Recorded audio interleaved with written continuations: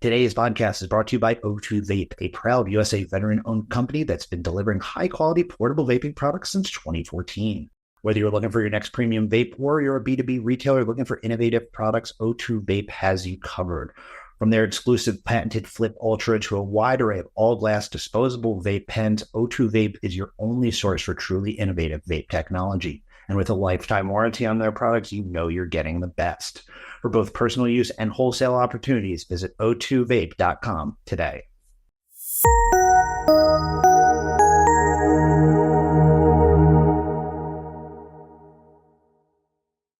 What is up? How's it going? My name is Andrew Ward. I am the managing editor of Cannabis and Tech Today, and this is Cannabis Tech Talks.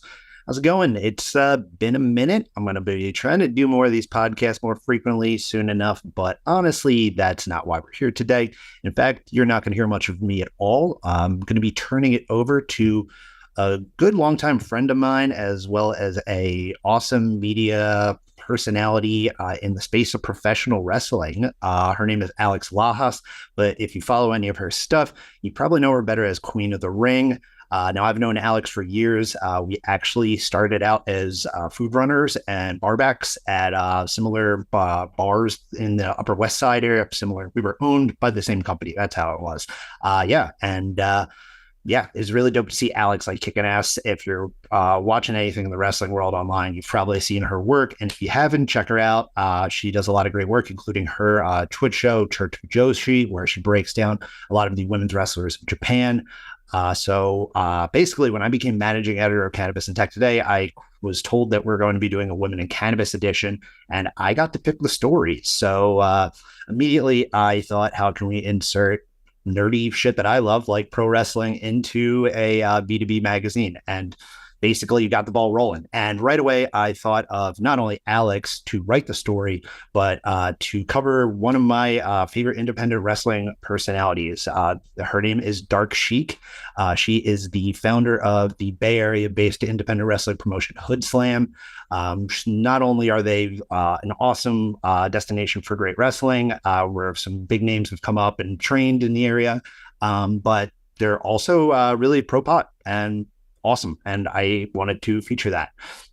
Similarly, so Dark Sheik is very pro pot as well.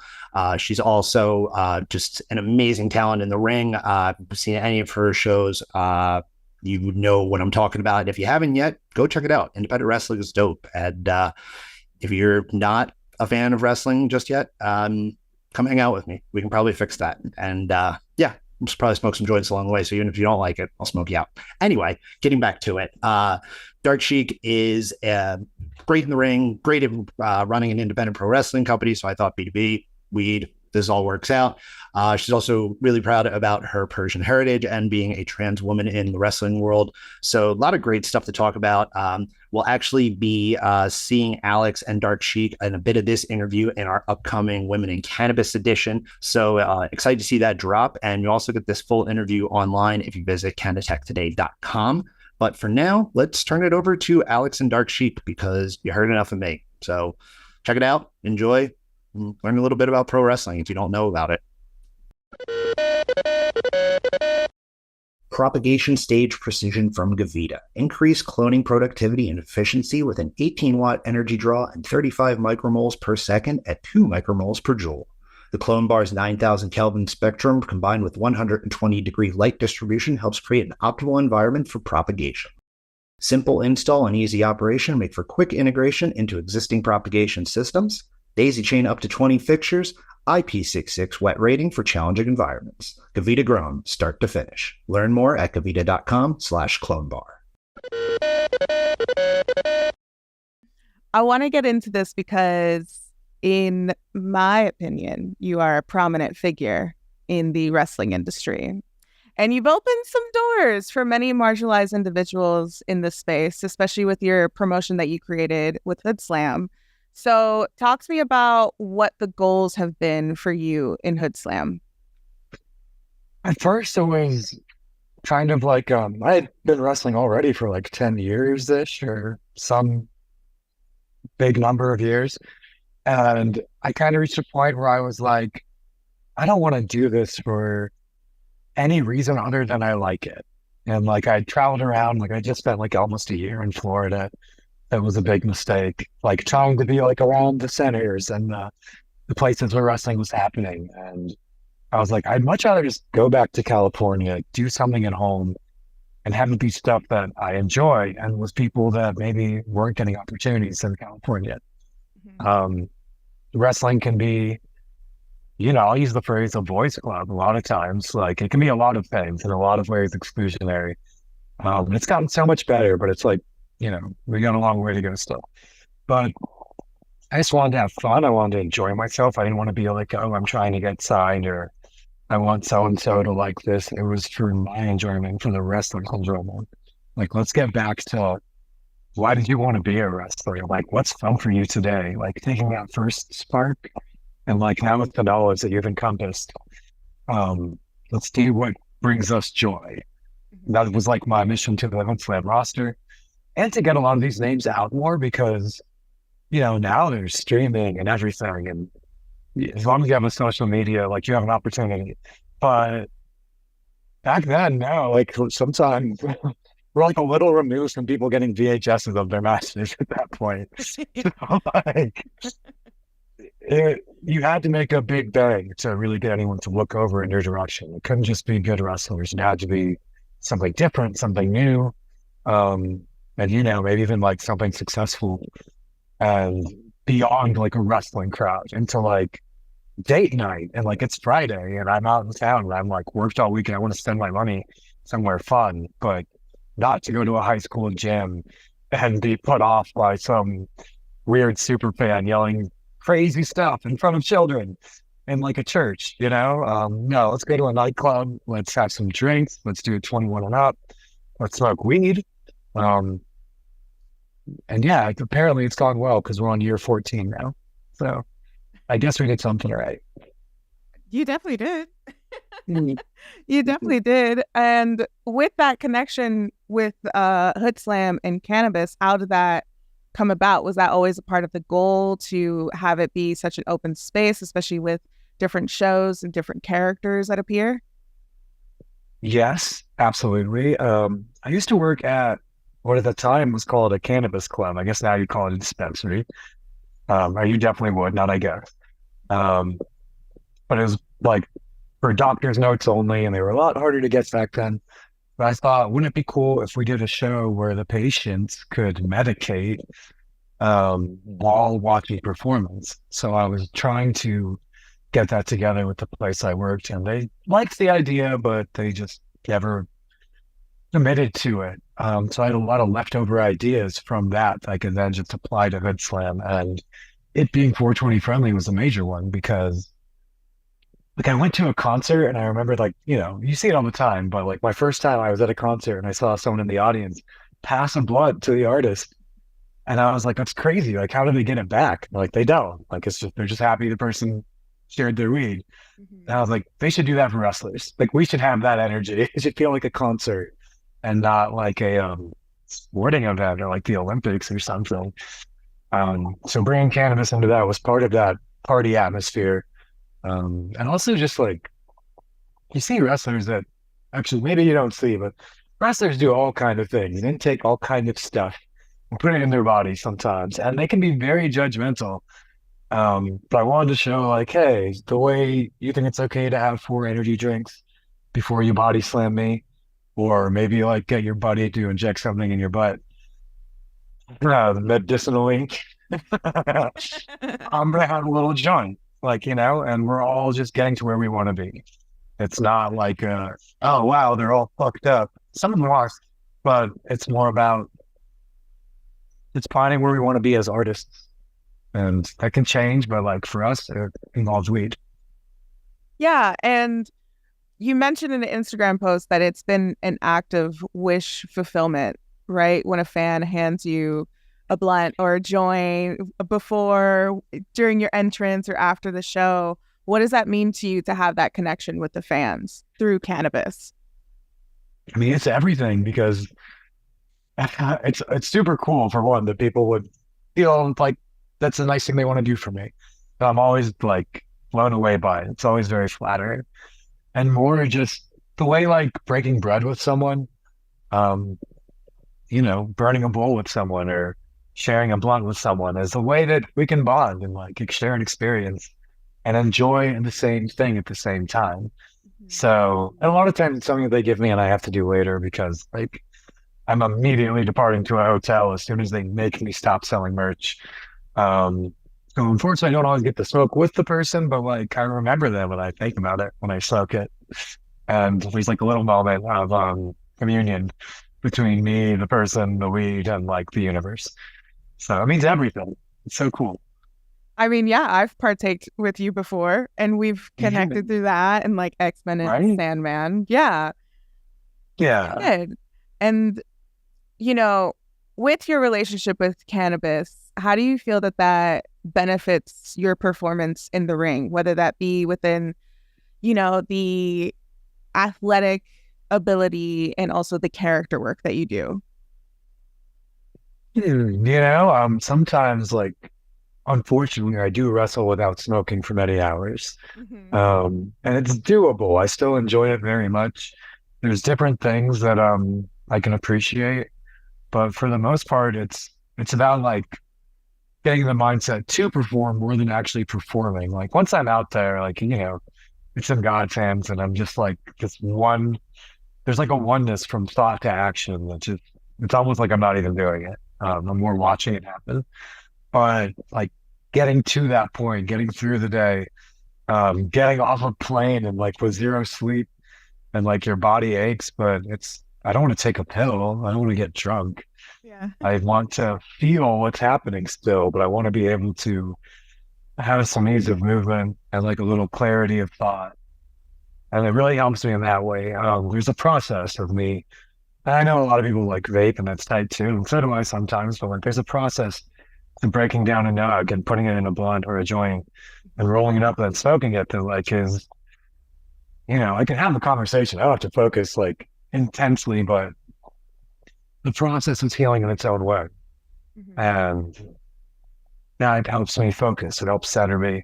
It brings me to a place where I'm not thinking about 100 things. I'm just thinking about what's in front of me Mm-hmm. and what I'm going to be doing soon. So it's been a part of my process for over 20 years. Well, it's gone well for me so far, I think. I'm sure there's some detractors, but like, say it to my face or just, sell more merch to me and then we can talk.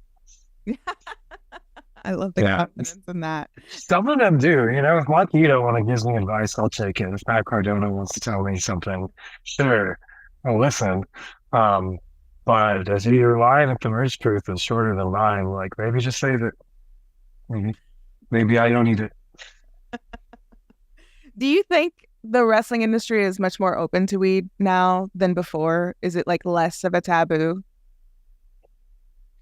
Yeah, because I don't think it's so much that people are like, yay, weed, although there is a whole like national discourse, or not even discourse, it's just it becomes legal and people be like, okay, it's not so bad. Like I've heard it from people that are like, I'm a full ass adult and I've never smoked weed, but now that it's legal, we'll try it.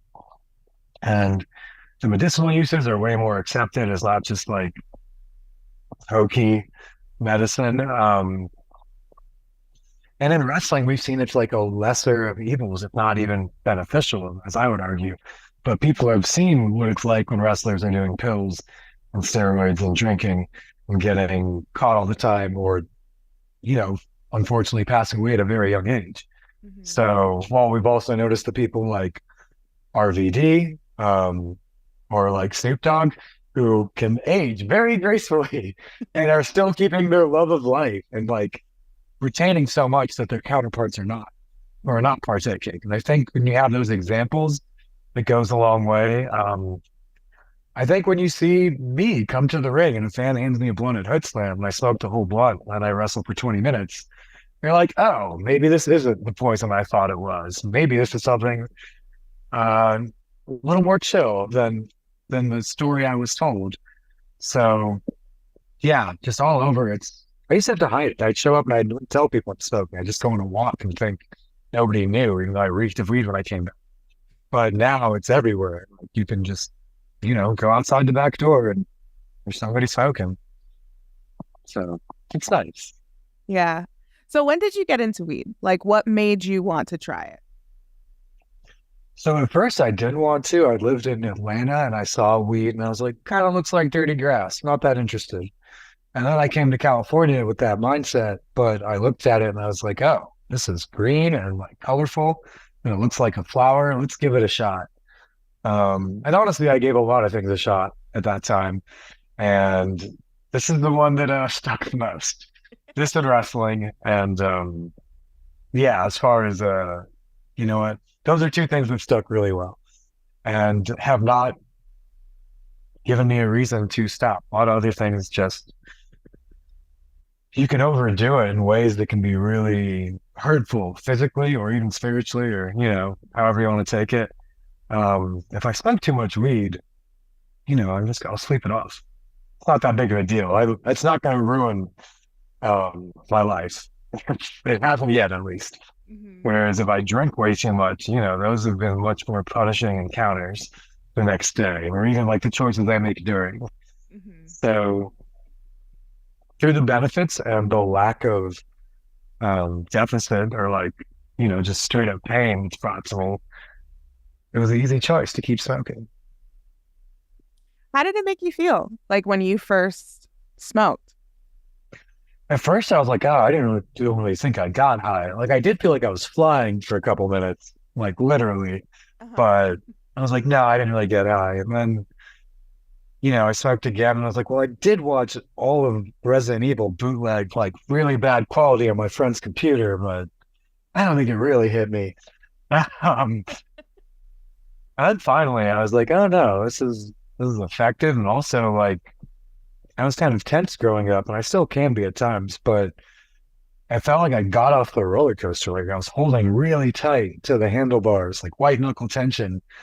And then when I started smoking, I felt my shoulders come down and like my hands loosen up. And I realized how tense I had been this whole time. And like how I didn't even like realize how much I needed to step back. And that was something I was always able to do while smoking is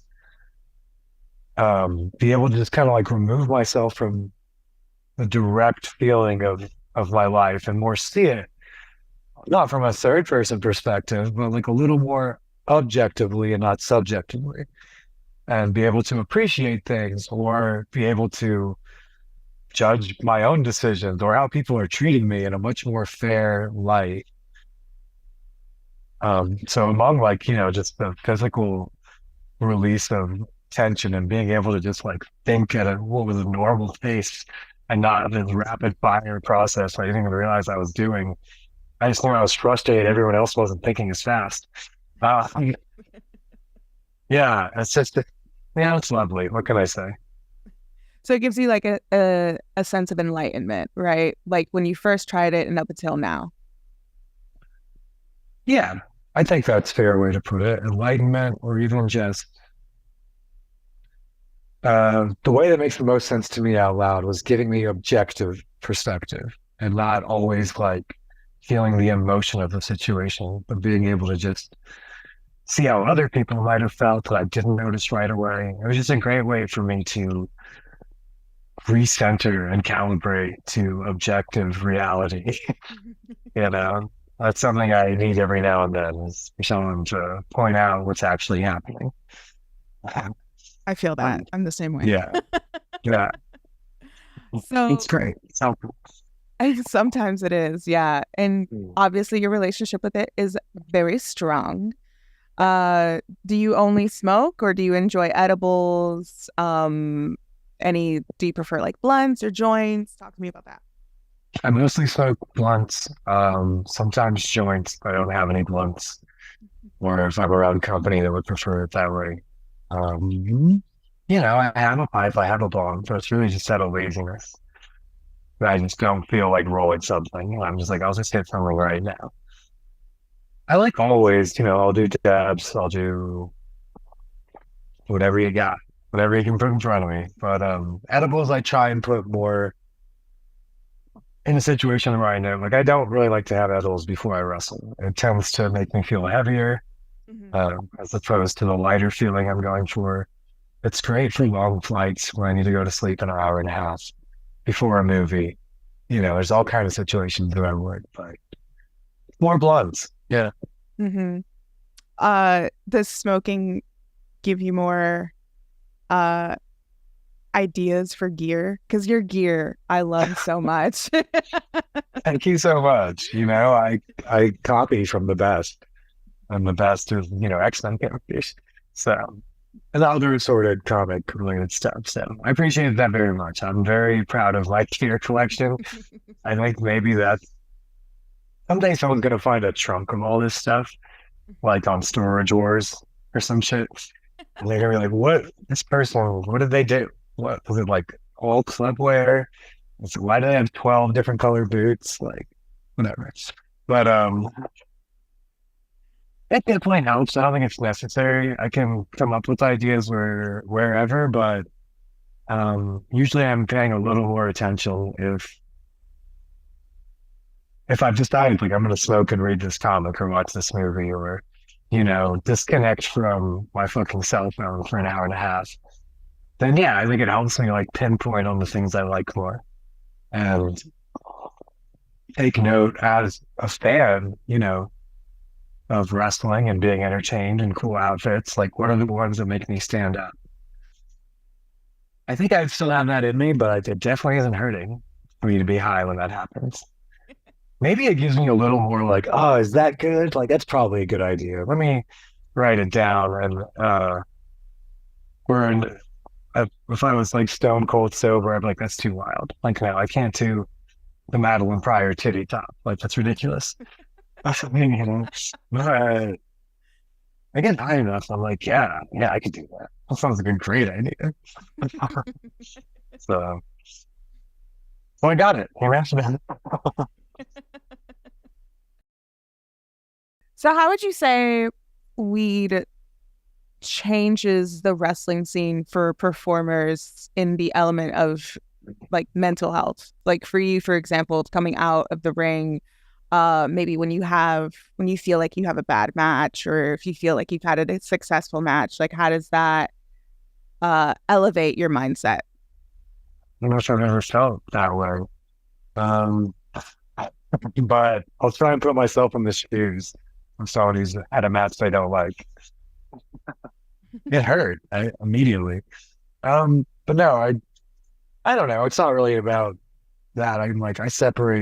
I have to separate things. So, and I know I'm going to have many matches. So if things don't go all the way right, there's always tomorrow night. There's always next week. Like I'll live. Like when I was thinking about if I just focus on like, oh, right now, today, like, yeah, I'll find something to be mad about. But when I start to get that objective perspective again and being able to like step back and see, I've been wrestling like 20 years. I'm probably going to wrestle a lot more years. Mm-hmm. Is today really the end of the world to me? Will I remember this in like 2 months, let alone like 5 years?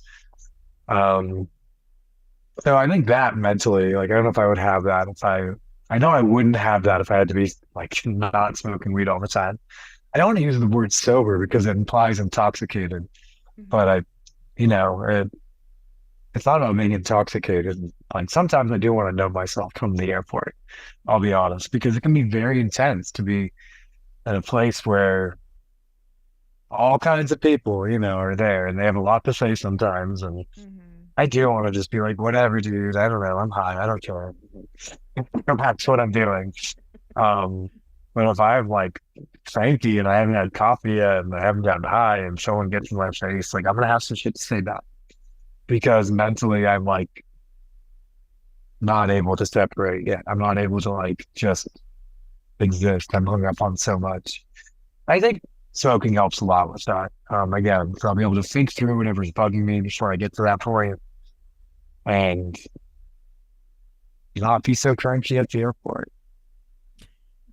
Sometimes that's hard, whether you're smoking and sober, right? Or sober, but It's hard to just exist. But then again, like you're just traveling so much. Like you travel one day, right? Like you'll come to New York, for example. You arrive in the morning, you wrestle, and then you fly back home or you fly to another destination. How difficult is that for you? I mean, it's not so hard. Or like, I want to bitch about it more because I just already did. But like, honestly, it's great that I get to do that. So like, April was like a great example. I did HOODSLAM Friday night. I got on a red eye, flew to Philadelphia, and did Big Gay Brunch like, I don't know, like just a few hours later, honestly. Like it started at 11 a.m., which is like 8 a.m. my time. So like less than 12 hours later, I'm on the other side of the country. Like 8 hours later, because I have to be there before the show starts. Something ridiculous. And then Russell, like 40 minutes after that show ends, and then like another time at 12, because we just did 3 shows that day, because, fuck it. Why not? But I don't have a job the rest of the week. This is awesome. Like, this is a wonderful trade-off.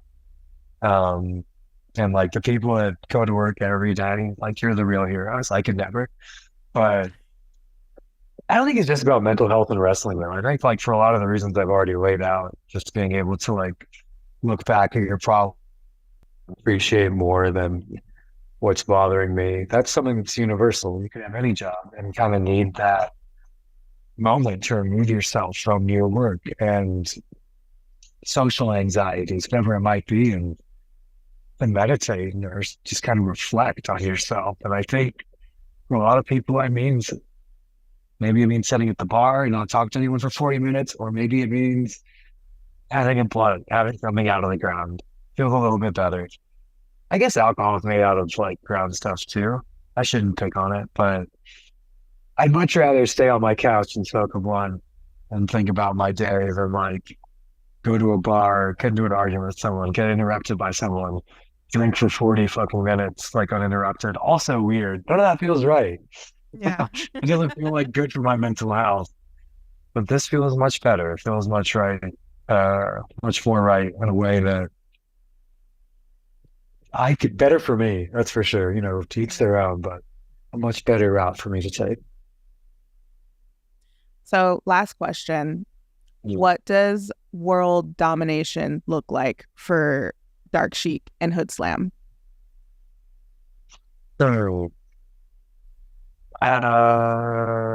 it means the people have already asked for it. I'm not going to dom anyone that didn't ask me to. So it means that the people are ready for it. They want to have an experience. I suppose maybe doing more episodes. I'm really happy with our relationship with Fight.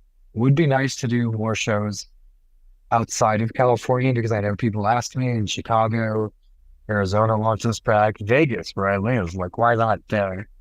Portland and Seattle. It's always like something I think about, but I'm busy. Like, I'm wrestling all the fucking time already, and then I got to write this show. I love doing it, but I know when I start doing it too much, it starts being more work than play. And there's an appropriate amount of both, but when it becomes like, I don't feel like doing this anymore, it probably means I'm doing it too much. So I think domination for HOODSLAM means more of other people stepping up and carrying the torch. Like, you've already had 14 years of my ideas. It's been great, but like, I think other people's ideas would be cool too. And them kind of taking the baton from me and showing me how it can be so much better. There should be like more comics of HOODSLAM, more zines like the one we put out not too long ago that covers the lore of the last 4 years, but there's 10 more years that go undocumented. I'd love to see that done. I don't think it has to be from my lens though. Someone else step up, throw me a bone, help me out, make it yours.